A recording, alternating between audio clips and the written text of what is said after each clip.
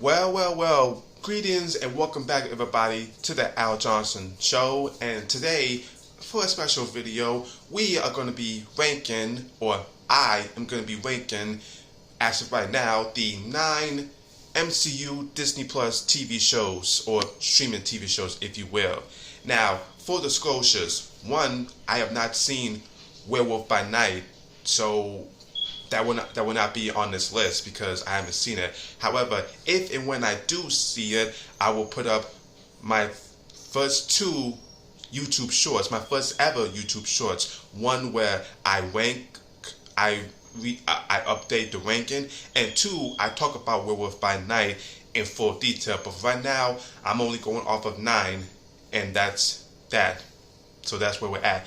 And second disclosure, I've enjoyed all of the MCU Disney Plus shows, from WandaVision to She-Hulk. I've enjoyed all of them.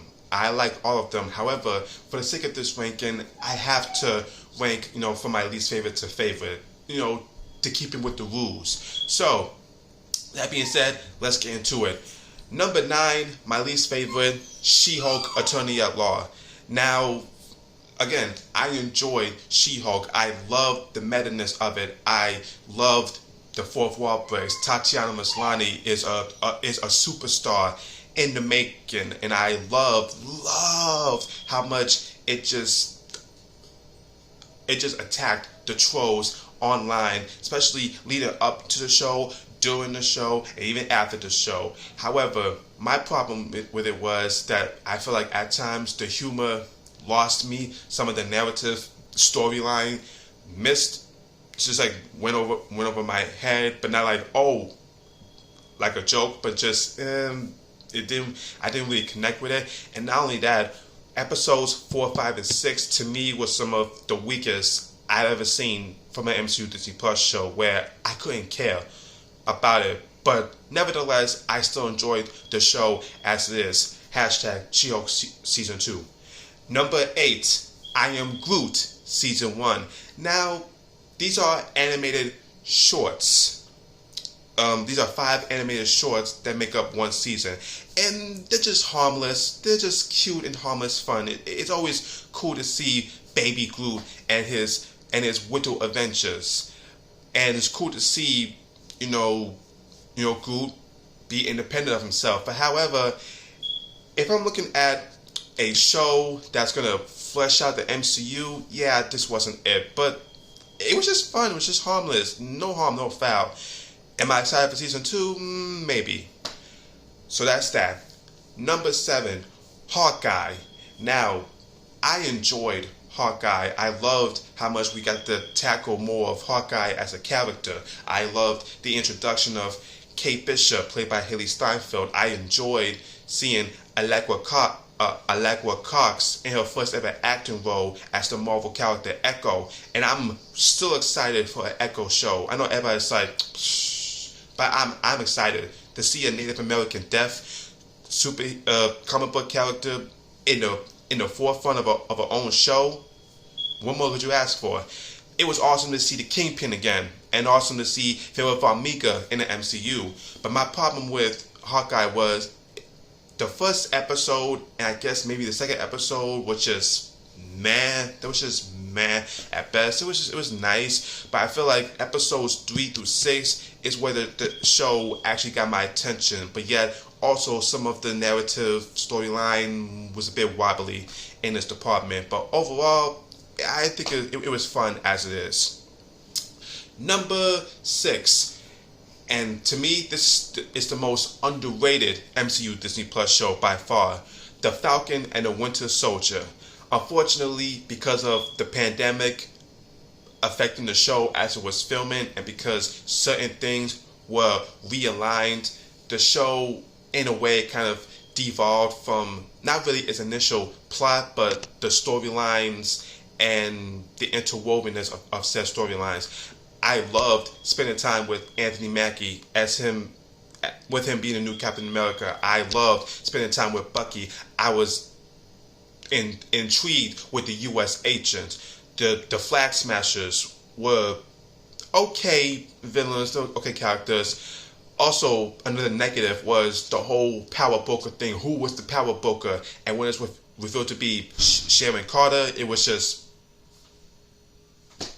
Now, I'm sure she'll do great things as a villain, but right now, and that's that. But no matter what, even no matter how the show would have been, Captain America 4 is something I'm really excited for. Number 5, and this is going to surprise a lot of y'all. To y'all, this is your favorite. This is like the cream of the crop of the MCU Disney Plus shows. And good for you, I applaud that. For me, to me, shows came out afterwards that were better than this. Sorry to say. Number 5, WandaVision. Now, I loved spending time with Wanda and Vision. I loved spending time with their fake children. It was cool seeing Captain Han play Agatha Harkness, this centuries-old witch. And it was cool to see different episodes dedicated to sitcoms of yesteryear, while also interweaving in the main plot about Wanda Maximoff dealing with her sadness, her grief, and her loneliness, and her confronting how powerful she is.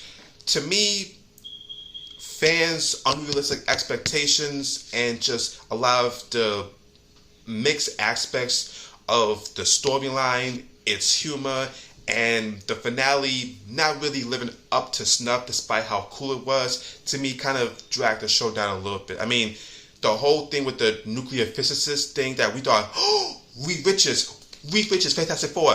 Nah. The fake Quicksilver, Evan Peters came back. We're getting mutants coming. Nah, Ralph Boner. Oh, Wanda's a Nexus being. Multiverse. This is when we get the multiverse. Nah, it sets up Doctor Strange in the Multiverse of Madness, which is also underrated. And if you don't think so, you're lying. But it sets up that, but not outright. So it's like, now look again. To a lot of y'all, this is y'all's favorite, and I understand that. To me, I still enjoy WandaVision as is. I loved every aspect of it, but certain things kind of drag the show down a little bit. But that's just me. Number 4, What If Season 1. The first ever animated series in the Marvel Cinematic Universe.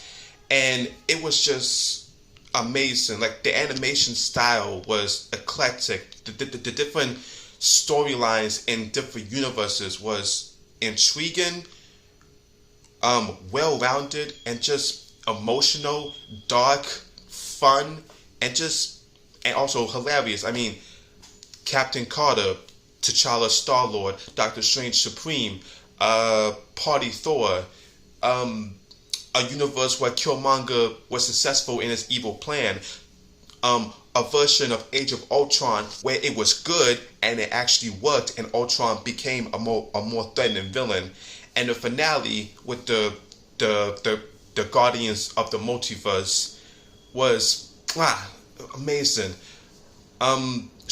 Episode 3, the one with the timeline where the Avengers were killed before they assembled, aired on my 29th birthday, which that's cool to think. But for me, certain things about the way the animation didn't hold up well, and because it was 9 30-minute episodes, just like She-Hulk, there wasn't enough time to fully round out certain worlds that I would have liked, and also some of the connectivity of it didn't really line up until basically the second half of the show. And also, fingers crossed, Jeffrey Wright appears as the Watcher in live action. I can't wait to see that one day. Number 3, Moon Knight. Hopefully we get season 2. Moon Knight. What a unique, trippy, dark. The show was insane, man. It's like Oscar Isaac. To me, God tier performances. Well, performance as Stephen Grant. Stephen Grant,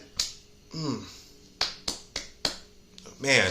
Layla El Fouly, one of my favorite recent female characters. The Moon Knight costume. Ethan Hawke, what a great villain he was. The whole Egyptian mythology, the underworld, the mythos, Khonshu, just the cinematography, the music. Everything was great. Well, episode 3, not so much. And I feel like because it was 6 episodes that lasted like 50 minutes each, there really wasn't enough time to really flesh out everything. And also, I felt like maybe with a little more time, the show would have maybe went up a spot. But right now, number 3 is still good regardless. Number 2, Miss Marvel, hands down, best MCU family ever. I love the Khan family. The mother, the father, the brother, his wife, Kamala. Iman Vellani, she's a superstar in the making. To me, the only Disney Plus MCU show that has no weak episodes. Episode 1 through 6, every episode hit. The emotion was right. The costumes, the color, the Pakistani culture, the deep mythology of her Bengal, learning about the partition, just the actors. Like the show is amazing. But to me, there's one show that I love. Miss Marvel. I love where Miss Marvel is going. I love what Miss Marvel was about. I love the vibe and the energy it got. But to me, one show easily outwins everything, even Miss Marvel. I wanted to have Miss Marvel number 1, trust me, but this one, it still connects with me on a different level. Number 1, Loki Season 1. To me, this was Tom Hiddleston as 2012 Loki from Endgame. This is the best Loki I've ever seen. This is the best performance.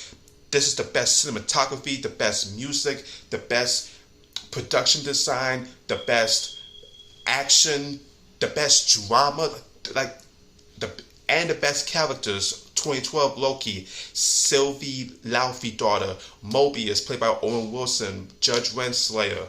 The whole thing about the timekeepers and just all these different ideas and complexities about free will and fate and are we in control of our own destiny.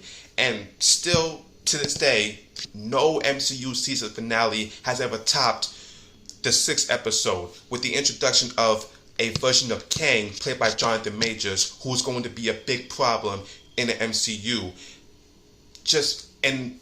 I'm getting chills thinking about it. The final shot, like the final 3 minutes of the first season of Loki, is still some of the best ever. And